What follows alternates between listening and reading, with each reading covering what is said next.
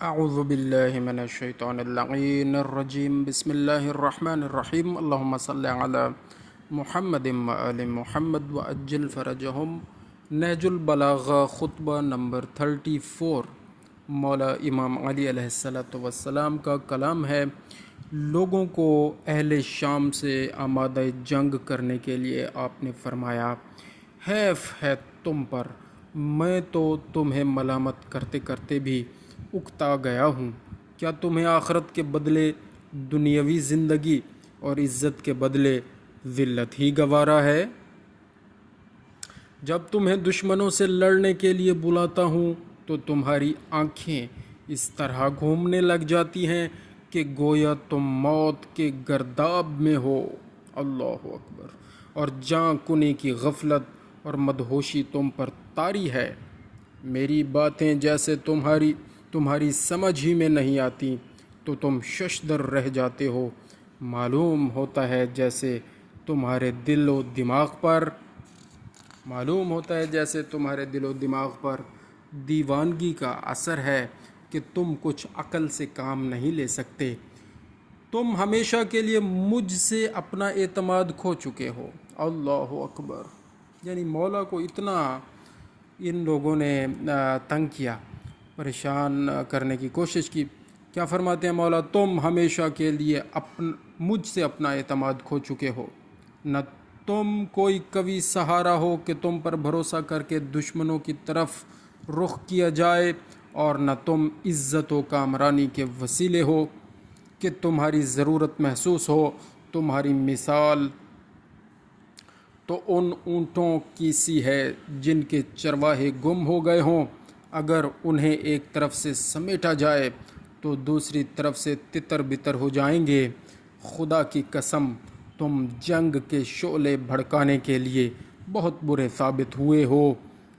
تمہارے خلاف سب تدبیریں ہوا کرتی ہیں اور تم دشمنوں کے خلاف کوئی تدبیر نہیں کرتے۔ اللہ اکبر۔ تمہارے شہروں کے حدود دن بدن کم ہوتے جا رہے ہیں، مگر تمہیں غصہ نہیں آتا۔ وہ تمہاری طرف سے کبھی غافل نہیں ہوتے، اور تم ہو کہ غفلت میں سب کچھ بھولے ہوئے ہو۔ خدا کی قسم، ایک دوسرے پر ٹالنے والے ہارا ہی کرتے ہیں۔ خدا کی قسم، میں تمہارے متعلق یہی گمان رکھتا ہوں کہ اگر جنگ زور پکڑ لے اور موت کی گرم بازاری ہو تو تم ابن ابی طالب علیہ السلام سے اس طرح کٹ جاؤ گے جس طرح بدن سے سر کے دوبارہ پلٹنا ممکن ہی نہ ہو۔ جو شخص کہ اپنے دشمن کو اس طرح اپنے پر قابو دے دے کہ وہ اس کی ہڈیوں سے گوشت تک اتار ڈالے اور ہڈیوں کو توڑ دے اور کھال کو پارا پارا کر دے، تو اس کا عجز انتہا کو پہنچا ہوا ہے، اور سینے کی پسلیوں میں گھرا ہوا دل کمزور و ناتواں ہے۔ اگر تم ایسا ہونا چاہتے ہو تو ہوا کرو، لیکن میں تو ایسا اس وقت تک نہ ہونے دوں گا۔ مولا فرما رہے ہیں، لیکن میں تو ایسا اس وقت تک نہ ہونے دوں گا جب تک مقام مشارف کی تیز دھار تلواریں چلا نہ لوں کہ جس سے سر کی ہڈیوں کے پرخچے اڑ جائیں اور بازو اور قدم کٹ کٹ کے گرنے لگیں۔ اس کے بعد جو اللہ چاہے وہ کرے۔ اے لوگو، ایک تو میرا تم پر حق ہے اور ایک تمہارا مجھ پر حق ہے کہ میں تمہاری خیر خواہی پیش نظر رکھوں اور بیت المال سے تمہیں پورا حصہ دوں۔ اللہ اکبر۔ اور تمہیں تعلیم دوں تاکہ تم جاہل نہ رہو، اور اس طرح تمہیں تہذیب سکھاؤں۔ اللہ اکبر۔ مولا اپنا حق بھی بتا رہے ہیں کہ یہ میرے ذمہ ہے، یعنی جو میری ذمہ داری ہے وہ بتا رہے ہیں کہ میں تمہاری خیر خواہی پیش نظر رکھوں اور بیت المال سے تمہیں پورا حصہ دوں اور تمہیں تعلیم دوں تاکہ تم جاہل نہ رہو، اور اس طرح تمہیں تہذیب سکھاؤں جس پر تم عمل کرو، اور میرا تم پر یہ حق ہے کہ بیعت کی ذمہ داریوں کو پورا کرو اب ظاہر ہے مولا تو اپنا حق ادا کر رہے ہیں اور کرتے رہے ہیں اور کر رہے تھے، تو یہ لوگ اپنا حق ادا نہیں کر رہے تھے، بیعت کی ذمہ داریوں کو پورا نہیں کر رہے تھے۔ کیا فرمایا مولا نے؟ اور میرا تم پر یہ حق ہے کہ بیعت کی ذمہ داریوں کو پورا کرو اور سامنے اور پس پشت خیر خواہی کرو، جب بلاؤں تو میری صدا پر لبیک کہو، اور جب کوئی حکم دوں تو اس کی تعمیل کرو۔